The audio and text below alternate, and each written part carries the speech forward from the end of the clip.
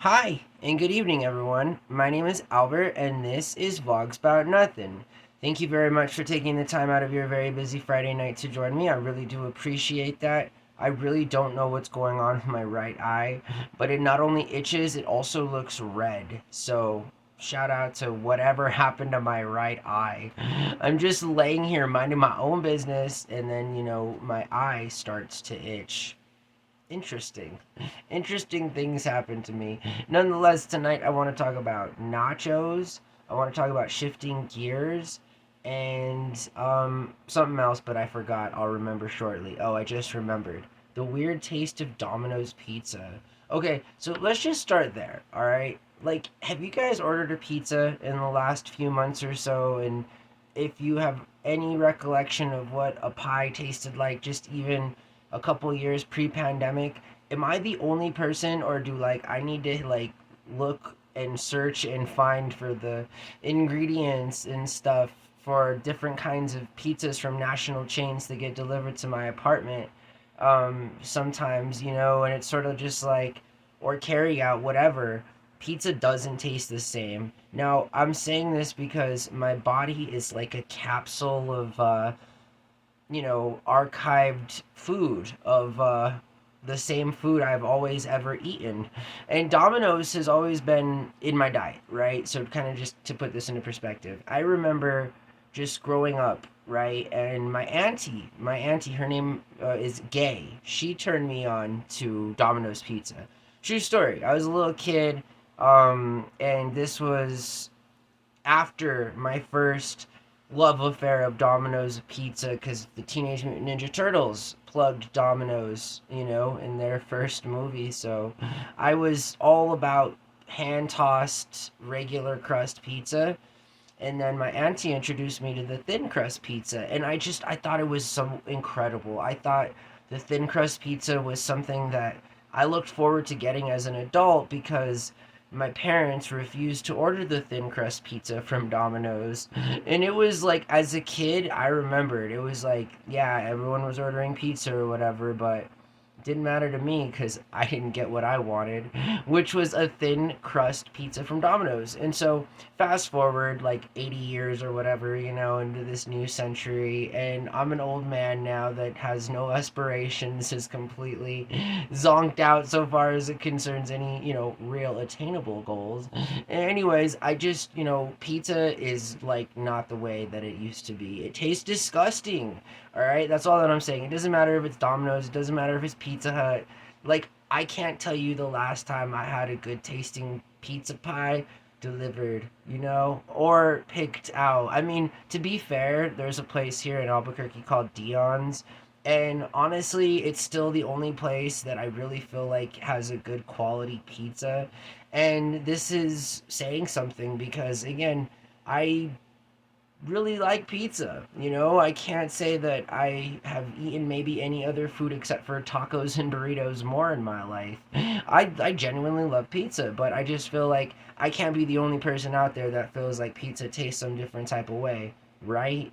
Like, have you guys noticed this? Has your stomach noticed it, right? Has your body noticed the fact that whatever kind of ingredients they're all putting on the pizza pies are completely, I'm assuming, lab grown at this point. I'm assuming everything's just synthetically grown in some lab, slapped into the back of a truck, and sent on over to your local chain restaurant. I feel like that's what it is, especially with, again, I mean, chain restaurants, right? More in and of itself. Like your Domino's, your Pizza Huts, your Papa John's.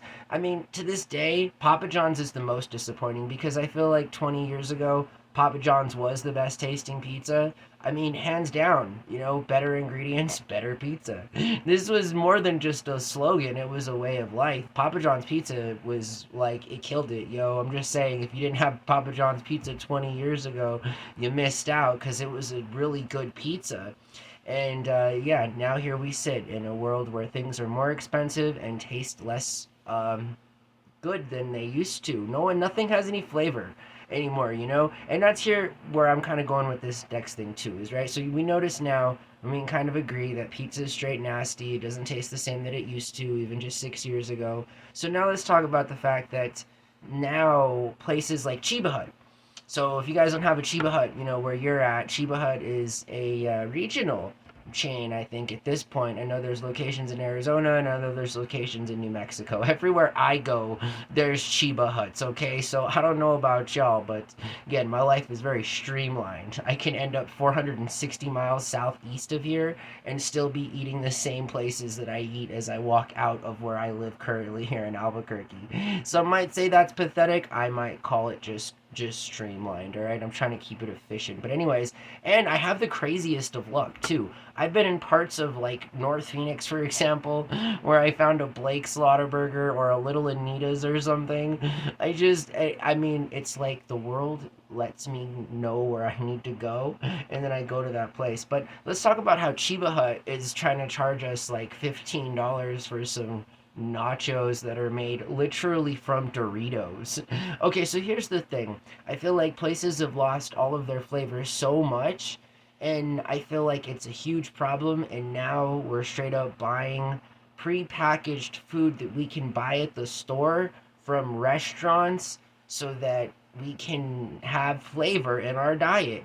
The interesting thing about chips is I've talked about them before here on the channel. I have an unrelenting addiction to chips, right? Like I love chips. I think about chips all the time, just like I think about candy all the time. I mean, hey, we got different things on our minds, but like chips have always fascinated me because I'm more of a bland guy, honestly, if we're being completely honest. I'm not about flavor unless it's authentic. I mean, anyone want to serve me some filet mignon with some real nice sauce on the side? I mean, it's all circumstantial in life, right? But nonetheless, if it's not authentic and from scratch and really tasting flavorful for me, I just typically enjoy bland things, right? Because I'm not trying to get all living La Vida Loco with my food. And the craziest of which I get, right, is potato chips. Like any type of potato chips, because they're flavorful. They're the opposite of my typically bland sort of likings. Potato chips, Cool Ranch, spicy nacho, regular nacho.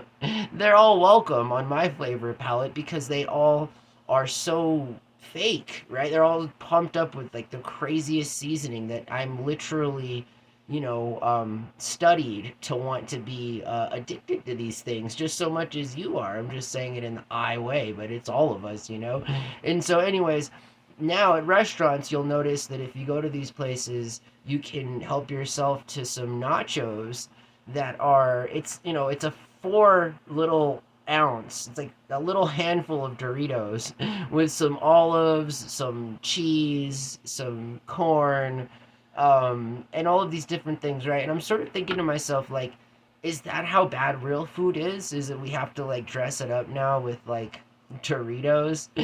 For all intents and purposes, again, I'm a huge fan of Doritos. Let me just be, I love Doritos a lot. Doritos are a big part of my life. They've been a big part of my life since I could remember. Since I was like 4 or 5 years old. I mean, come on now. I am American, right? When's the first time you had a Dorito? Probably when you were 4 or 5. Right at around the same time you had your first Happy Meal, right? I mean, those are the things that we can kind of all agree that we have here in America that kind of are common experiences.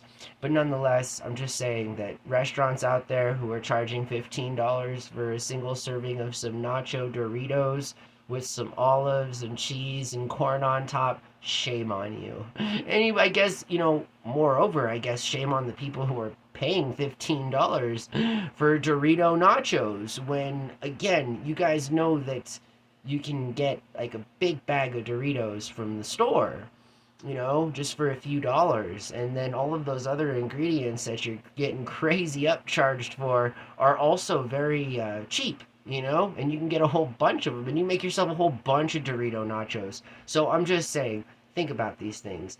Last but not least, let's talk about how Shifting Gears is renewed for a second season. So shout out to all my fellow Tim Allen fans out there. I myself enjoy watching Tim Allen's performances on broadcast television in the form of sitcoms. I am just guy trying to live his life, getting into his 40s now, and has really experienced the golden age of television so far as I'm concerned. I mean, a lot of these guys now that are going into the sunset, you miss watching some of them, and Tim Allen's one of them. So, I'm just happy that Shifting Gears has been renewed for a second season. Kat Dennings is obviously a huge favorite of mine as well. She's an incredibly talented actress, obviously very beautiful, but moreover, she's incredibly, I just said, intelligent, as well as she's super funny, obviously, right? Star of Two Broke Girls, obviously was one of my first crushes ever in The 40-Year-Old Virgin. I mean, come on, I was like 13 years old. Anyways, so Kat Dennings, yeah, shout. And obviously, Sean William Scott, right? Because who other than Stifler, the man whose mother is colloquially named here in America something like milk minus the K, substitute F. You feel what I'm saying? Anyways, I hope that you guys have a really good night. Thank you for watching my show. Break character here just for a second. I really do appreciate it. All of the new people that are watching every single week. The show gets stronger. It really does, and I get frustrated a bit here sometimes on my end because the results aren't quite as quick as I'd like for them to be. I mean, come on, where are you at, America? I need 500,000 of you guys listening to this nonsense every single night, right? So do me a favor. If you're not already, smash the subscribe button. And yeah, I am completely out of character. I'm asking for a favor, okay? If you wouldn't mind just, like, letting somebody know about the channel, making them, consider subscribing, hit the notifications. I really appreciate that. I know that we're about to start our second year, so season, I guess, 2 of whatever it is that I'm doing here. I'm very much looking forward to that, just as much as I'm equally looking forward to having the 1,000 video catalog here on YouTube. So someday people will watch these videos, and someday it'll be very interesting to see all of the numbers peak when there's such a large catalog of videos for everyone to peruse at their liking. So I've made enough content, I think, for the last year. Absolutely. You guys have a really good night. Thanks a lot again for watching my show. My name is Albert. This was Vlogs About Nothing, and I'll talk to you guys tomorrow. Bye.